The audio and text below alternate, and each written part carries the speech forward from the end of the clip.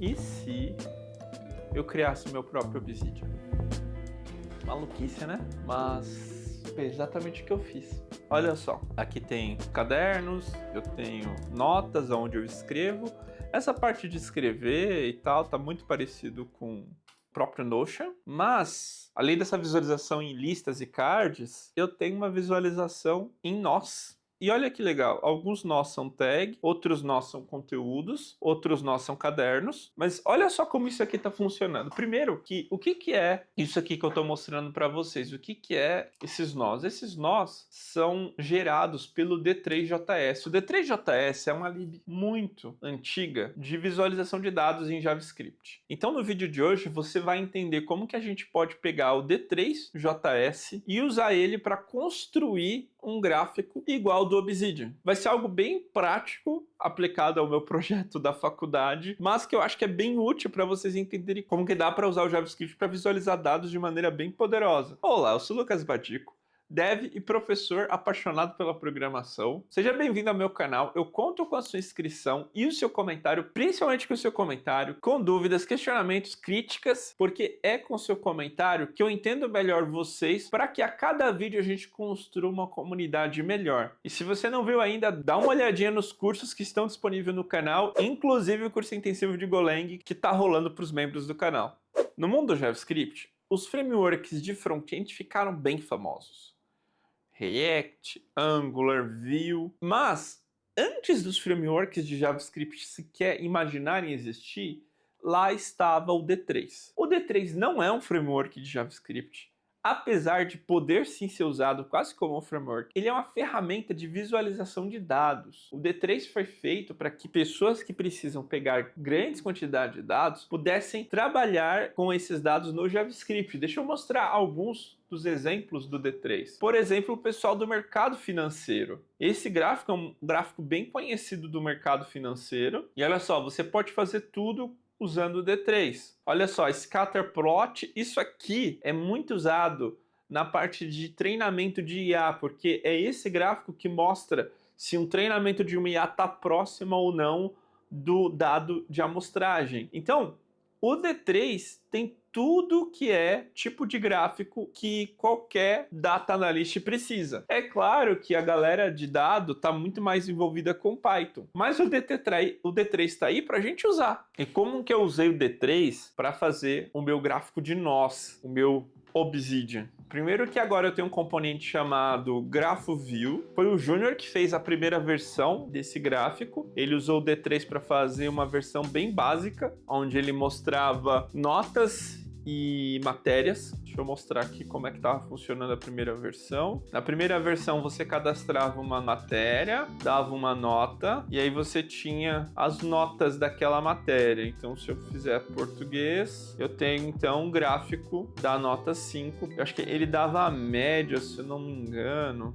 Isso aqui, ó. Ele dá matemática, português e ele dá a média. Que aqui não tá mostrando, mas ele dá a média e aqui essa é a média da matéria. Foi um exemplo que ele pegou do site, adaptou para o nosso projeto. E como é que eu fiz? Como é que eu cheguei a essa versão? A primeira coisa é a função createGraph. A função createGraph recebe um array de nodes e um array de links. São coisas diferentes. Os nodes são uma estrutura que vão criar as bolinhas e os links são as linhas que vão conectar as bolinhas. Então, dessa forma, a gente começa a usar o D3 para criar os elementos. A primeira coisa é criar o SVG, porque tudo aquilo está dentro de um SVG. Então a gente precisa criar esse SVG. Isso aqui é quase que 100% retirado dos exemplos do D3. Daí a gente cria o que chama de zoom group, que é para você poder dar zoom in e out, e adiciona o zoom behavior também para ser possível você dar zoom in e out, e joga esse zoom behavior dentro do SVG.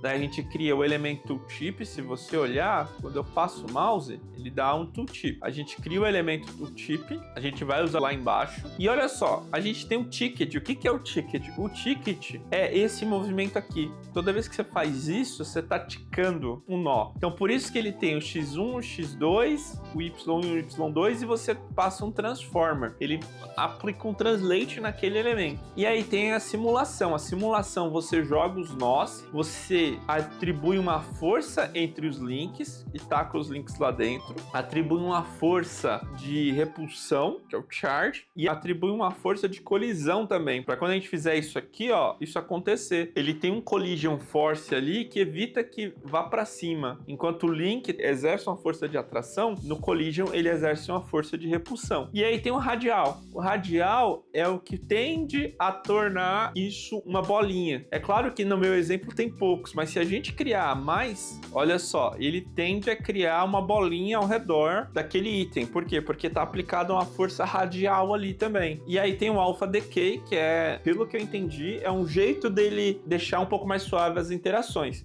E claro, a gente aplica o ticket aqui dentro. E aí a gente define o link, passando o data links. Então a gente usa o data links aqui para definir força, mas usa também aqui para definir a linha que vai ligar. A gente passa o mouse over dentro do nó e a gente diz que o tooltip com aquele texto passa a ser visível, e aí no mouse alt passa o tooltip para ser escondido, e no click node a gente pode clicar no nó, é que nesse momento não está acontecendo nada. No futuro eu quero que quando você clique, abra uma janelinha para perguntar, você quer ir para lá, você quer copiar o conteúdo, entendeu? Eu quero adicionar interações. Aí eu tenho uma brincadeira aqui com o círculo, porque o círculo e essas bolinhas, eles têm uma lógica ali. Por exemplo, quanto mais o weight, que seria a quantidade de conexões, maior essa bolinha vai ser. Então, por exemplo, essa bolinha, se você comparar, tá maior que as outras. Por quê? Porque ela tem mais conexões. Igualzinho o Obsidian, peguei tudo do Obsidian. Mesma coisa, tem a questão do tag. A diferença é que a tag, ela ganha uma cor, ela ganha a cor da tag, enquanto as outras ganham o ícone. E aí eu atrelo as funções, olha só. Nas ações de zoom in, zoom out, eu atrelo a SVG Transition para chamar o Zoom Behavior. E aí eu também tenho o Toggle, que é para tornar visível ou não visível as labels. Porque olha só, eu posso deixar visível ou não deixar visível.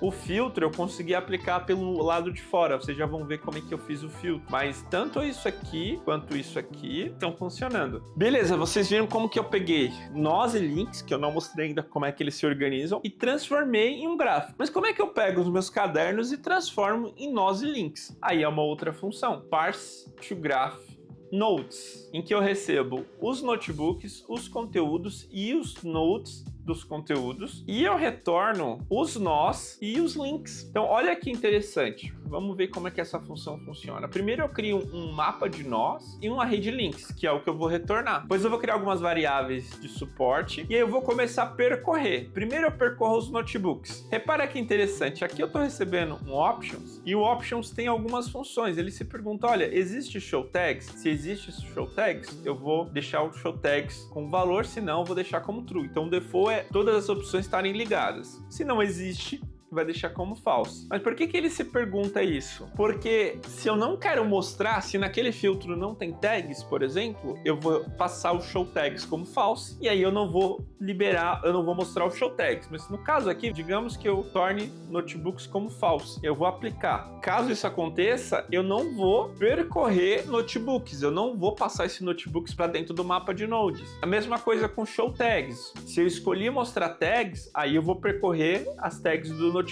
Conteúdo, a mesma coisa, vou fazer a mesma coisa para conteúdo. Se quero mostrar conteúdo, então eu vou percorrer conteúdo. E aí olha que legal, como é que eu faço? Cada nó tem um ID, um tipo, um nome, um ícone, uma cor e um weight. Todo weight começa em 1, isso é bem importante. Aí olha que legal, caso dentro de nodes tenha aquele notebook ID, porque o mapa é feito com ID. Então, eu tenho ID do notebook, ID de conteúdo, ID de tag. Caso aquele ID exista no nó, eu vou criar o link para aquele nó. Por que eu preciso verificar se tem? Vai dizer, mas você vai ter conteúdo que não tenha caderno? Não vou ter, todos os meus conteúdos têm cadernos. Não tem a possibilidade de você criar um conteúdo sem caderno. Mas, se eu não estou mostrando o caderno, eu não preciso criar o link daquele caderno. Essa pergunta tá aí para verificar se o caderno tá dentro da rede nós. Se tá dentro da rede nós, eu crio o link. E o link é simplesmente source target, uma origem, um destino. E aí tem a tag. A tag é bem interessante porque é uma brincadeirinha. Primeiro, eu verifico se essa tag já existe. Se ela já existe, eu só coloco em sources o ID desse conteúdo. Então eu vou dizer, olha, taca esse ID lá dentro, vai. Se não existe, eu vou criar essa tag. Aí eu passo o nome, a cor e as sources. E aí o push vai funcionar da mesma forma, então não preciso fazer diferença. E eu dou um set nesse tag ID para essa referência. Isso aqui eu não precisaria fazer caso ela já existisse, né?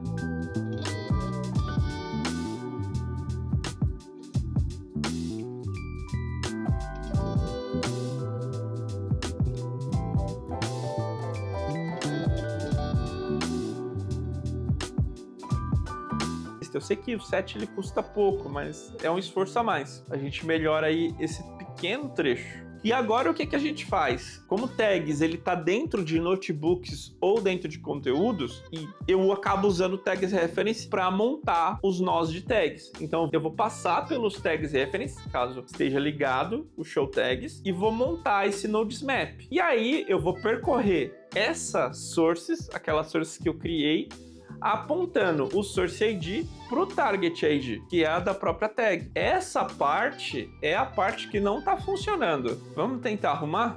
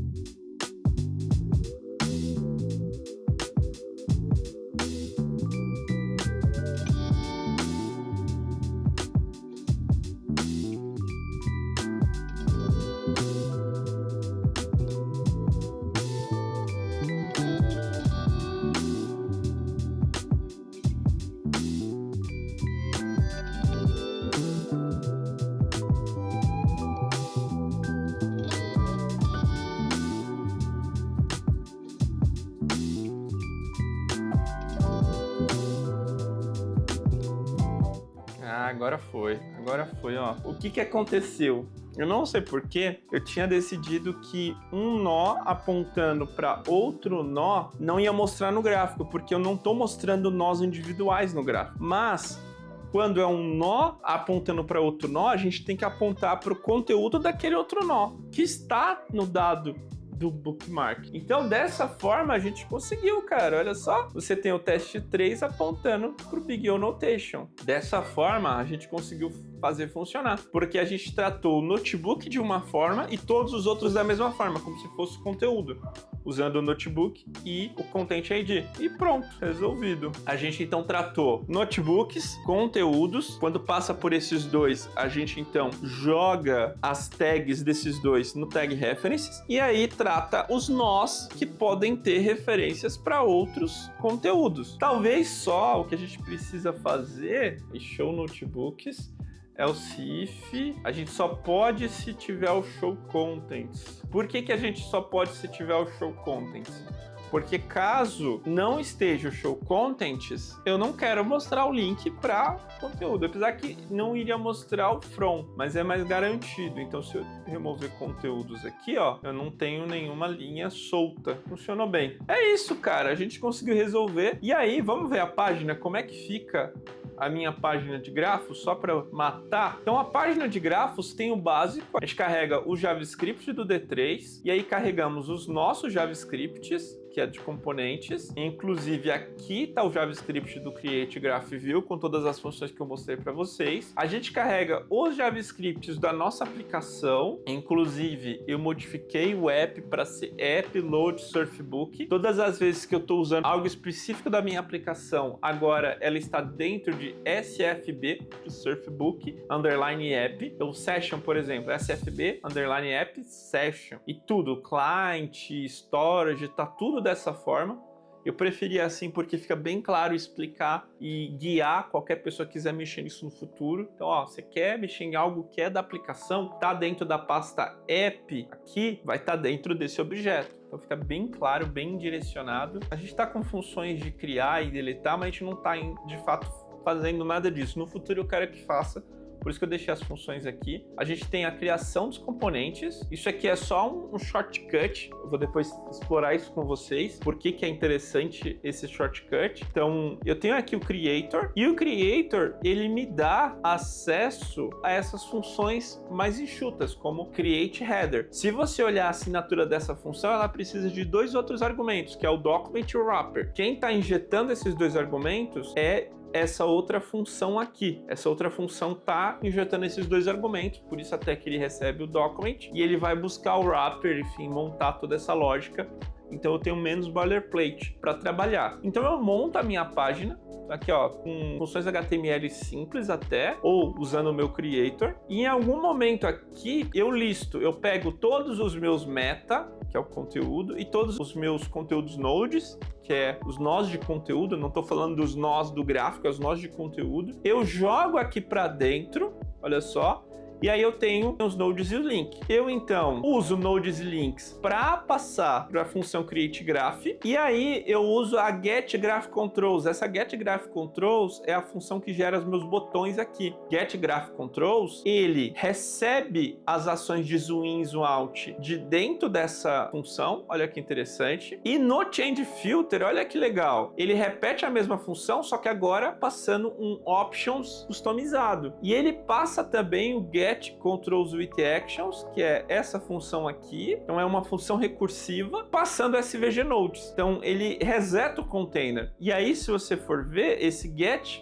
Controls está passando aqui, ó. Tá vendo? Eu passo Controls, então o meu container, o container é essa caixinha. Essa caixinha está recebendo os controles e os SVGs. E é exatamente aqui, ó, Get Controls e SVGs. Mas é isso. Dessa forma, a gente tem o nosso Obsidian funcionando lindamente. Nossa visualização bem próximo ao Obsidian. No futuro, o que eu quero fazer? Eu quero adicionar a possibilidade de você criar notas aqui. Então, você clicar em um item, talvez ter o menu de você criar novos itens a partir dele. Talvez quando você dá um mouse over, mostrar um maisinho de você adicionar. Talvez você dá um mouse over, mostrar a opção de deletar e tal. Toda essa brincadeira, essas edições. Mas, por enquanto, a visualização está funcionando lindamente. E, cara, é mais uma parte do nosso projeto. Nesse momento, eu estou trabalhando para finalizar a parte de calendário. Então eu já tenho quase tudo feito do calendário. Talvez seja o próximo vídeo aqui para mostrar para vocês como tá funcionando. E cara, eu tô orgulhoso do projeto, como ele tá seguindo, cara. Só de ter conseguido chegar num algo que eu gosto bastante do Obsidian, eu fiquei bem feliz. Espero que vocês tenham curtido aí, conhecer um pouco mais do D3 e dessa ferramenta fantástica que é o D3 e que vocês podem usar em várias aplicações JavaScript. E é isso, gente. Vejo vocês no próximo vídeo aqui da série do Projeto da Faculdade.